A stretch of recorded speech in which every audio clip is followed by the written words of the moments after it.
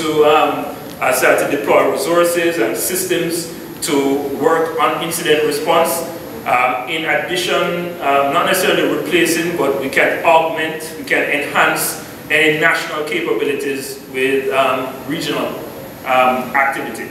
We could work together, and in a case like that, I don't see much of an issue with the US government, for example, the OAS dealing with a Caribbean SIRT as opposed to individual. It's not a stretch. Once again, they're basically just looking to make this part of their world simpler. They need information. All right, so that was to give us some background, some context and understanding of where the whole SIRT discussion is inside the region and why it's important. And I hope everyone, as network operators and administrators, I hope we all see the relevance and the context in which it fits into our lives, and that this is something that we definitely have to treat with as much as, you know, backup and disaster recovery and just general stabilizing our network. So before we get into the actual operations of a SIRT, I'd like to get some feedback, any talk-back discussion and so on what we've dealt with so far. Question, what role would the regulatory board play in this whole venture? What role? The regulatory board will play in this case, let's say, intermediating with the country or island and the US. Okay. Actually, the regulatory and legal, the policy framework is actually a huge part of SIRT, well, of the SIRT world. Let me quickly jump to pull up another slide here. I don't have it. Adrian can. One sec, please. Oh, and also we're going to switch mics.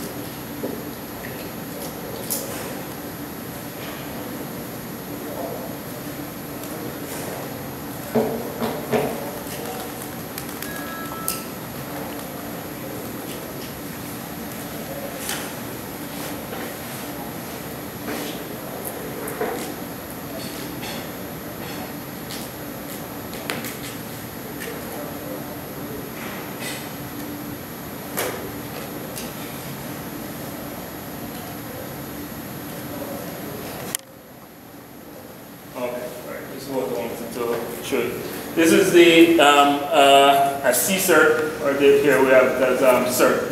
Incident management is actually just one component of a larger framework for national security, which is how most countries are treating it right now, alongside national strategy, collaboration with government and industry, cybercrime, which is just getting into police work, the incident management, and developing a culture of cybersecurity inside the country.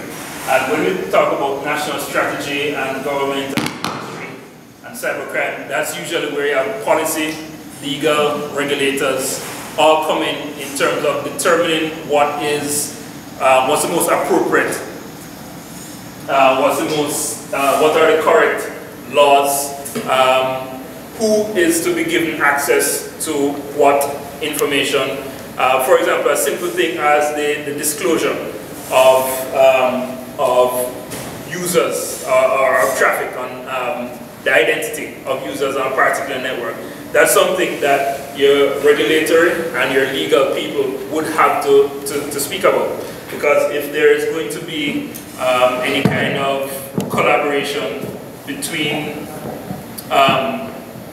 if there's going to be any kind of collaboration in an incident response system, then there has to be legal authorization, there has to be jurisdiction, it has to fit into something which the whole country endorses. So when we talk about developing,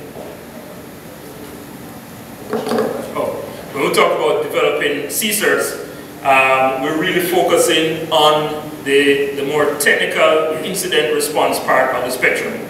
But I can tell you that across the Caribbean region, especially in that meeting in Brazil last year,